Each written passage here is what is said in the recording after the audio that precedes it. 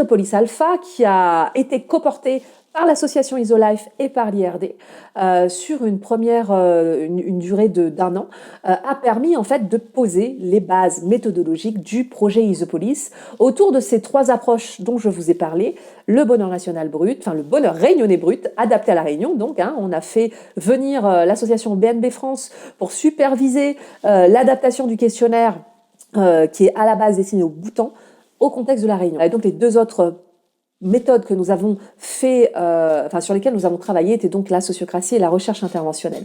À l'issue de ce projet, nous avons décidé de faire de la recherche interventionnelle le cadre méthodologique de référence du projet, ce qui a permis de légitimer ensuite l'IRD en tant que porteur officiel du projet par rapport à son cadre basé sur la recherche opérationnelle, j'ai envie de dire, recherche interventionnelle sur les expérimentations. En parallèle, l'association IsoLife a lancé un autre projet qui s'appelait Ambérois sur fonds Interreg pour préparer le volet résilience alimentaire et écologique du projet Isopolis. Nous reviendrons là-dessus plus tard.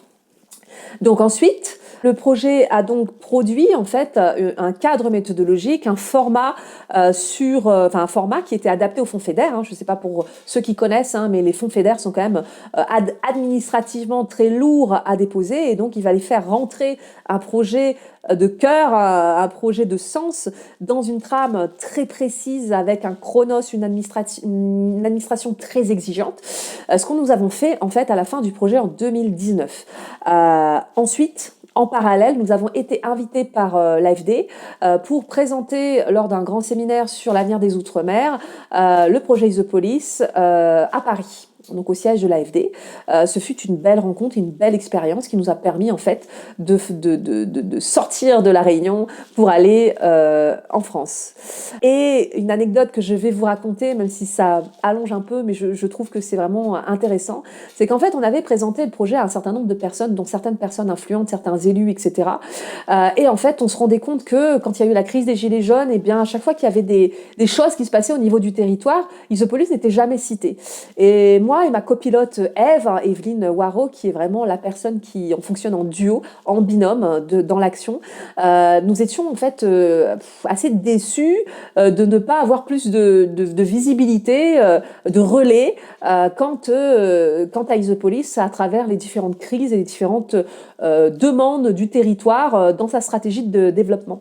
Et du coup, quand pour la crise des Gilets jaunes, le président Macron est venu à La Réunion, on s'est dit il faut absolument qu'on arrive à l'attraper et lui donner un sac avec des éléments, voilà. Et donc on a essayé, il y avait un grand pique-nique qui était organisé à Grand-Anse, dans le sud de l'île, et en fait il y avait une visite qui était faite à côté dans la ville de Petite-Île, et moi j'habite à côté à Montvert, et on s'est dit tiens, avec Eve on est parti en mission aventure, exploration, avec un sac pour essayer de trouver, d'intercepter le président Macron dans sa visite, et pour pouvoir lui transmettre en fait ce sac. Donc on a trouvé là où il était dans la ville, mais on a essayé de parler aux policiers qui assuraient la sécurité, mais ils n'ont pas daigné récupérer le sac ou quoi, donc on n'a pas réussi. Et moi, énervée, je rentre chez moi donc, et je commence à taper sur internet, écrire au président, voilà, et là je tombe sur le site de l'Élysée, vous l'avez sur l'image à l'écran, écrire à la présidence, et j'y vais, j'écris, je demande rendez-vous,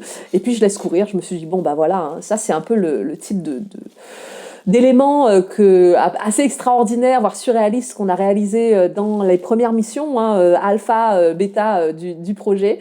Donc c'est pour l'illustrer. Et en fait, quelques jours après, une dizaine de jours après, j'étais sur mon canapé, toujours un peu vaseuse, dans le sens où c'est un projet tellement grand, et en même temps, on était tellement seuls que c'était pas évident. Ces 6 ans, je peux vous dire que c'était des années de résilience. Et bien, ce qu'on a fait, je reçois un coup de téléphone sur mon portable, sur mon téléphone.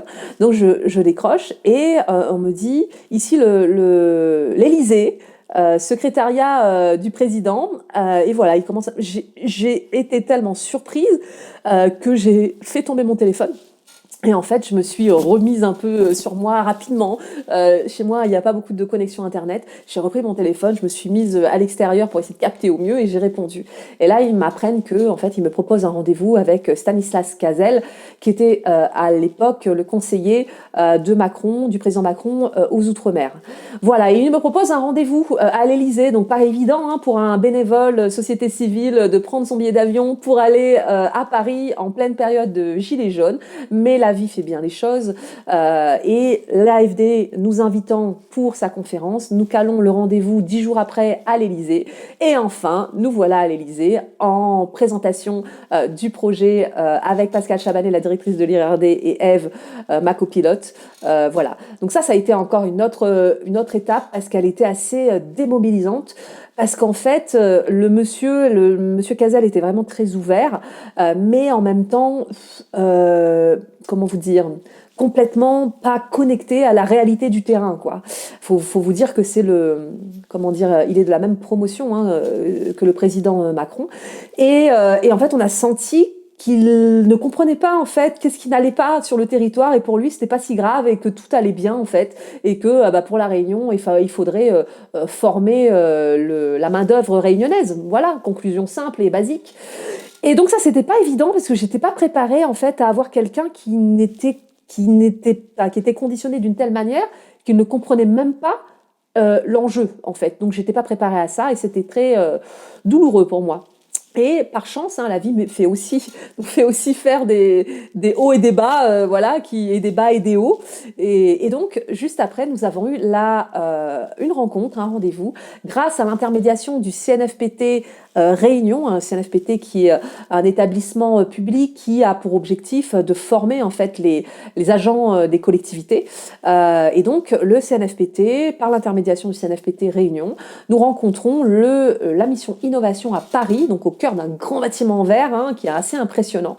Et là, nous rencontrons Denis Christol, qui était à l'époque le responsable de l'ingénierie pédagogique hein, au niveau du CNFPT Laboratoire Innovation, et Cécile Joly, qui était donc la référente, la coordinatrice du laboratoire d'innovation, que je remercie infiniment et qu'on va retrouver dans une capsule à un moment donné. Voilà, et donc en fait à ce moment-là, je présente le projet. Il y avait aussi Sciences Po en visio parce que l'innovation nécessite le partenariat avec la recherche, et nous voilà à présenter le projet. Et donc, comme j'étais quand même un peu échaudée, voire bien échaudée, par le rendez-vous précédent à l'Élysée, au CNFPT, dans ce cadre très moderne et très grand, en fait, immense, hein, assez impressionnée, je présente le projet un peu sans rien en attendre en retour. Et là, en fait, je vois Denis Christol qui ne parle pas. Donc lui, il est chercheur hein, aussi, et il ne parle pas. Je me dis mais peut-être que j'ai encore dit une bêtise, peut-être que c'est vraiment à côté de la plaque. Et en fait, Denis me sort, mais en fait, ce projet est extrêmement innovant et très en avance en fait par rapport à ce qu'on peut mener au niveau des cadres méthodologiques de transformation dans l'Hexagone. Et en fait, ce projet reprend et met au cœur d'une même démarche un ensemble d'éléments méthodologiques dont on sait qu'ils sont importants pour toute transition. Et il nous dit il faudrait que nous, on serait intéressés à suivre Isopolis et La Réunion en tant que territoire école dans les logiques de transformation. Et donc, c'est quelque chose qui m'a beaucoup, moi, personnellement, sécurisé, parce que vous pouvez imaginer qu'un tel projet, pour un porteur, moi, je suis toujours en remise en question permanente, surtout quand on a des retours qui sont mitigés, voire des fois un peu froids. C'est pas évident, c'est beaucoup de responsabilités. Et j'estime que, c'est important pour moi de me remettre en question, de m'enrichir au quotidien. Et sortir de La Réunion, aller à Paris pour avoir ce feedback-là, ça a été très, très structurant. Donc, c'est un peu long. Je ne sais pas si vous allez pouvoir écouter l'ensemble de la vidéo. Je pense que je vais faire une version longue et une version courte. Là, on est dans la version longue pour ceux qui veulent suivre l'histoire avec ses anecdotes. Et je vais en refaire une version courte pour les personnes qui n'ont pas le temps et qui ont vraiment envie d'aller au cœur du sujet. Donc, nous revoilà de Paris. À Paris, nous avons aussi rencontré par l'intermédiaire d'une faiseuse de changement lumineuse qui s'appelle Cécilia Degnaud, qui va faire partie de l'équipage, Sébastien Follin, hein, qui a mené aussi pendant la crise du coronavirus des comment dire, des émissions qui s'appellent L'effet pangolin, hein, qui sont vraiment très, très pertinentes et Sébastien Follin, nous a, donné son accord pour être ambassadeur d'Isopolis également.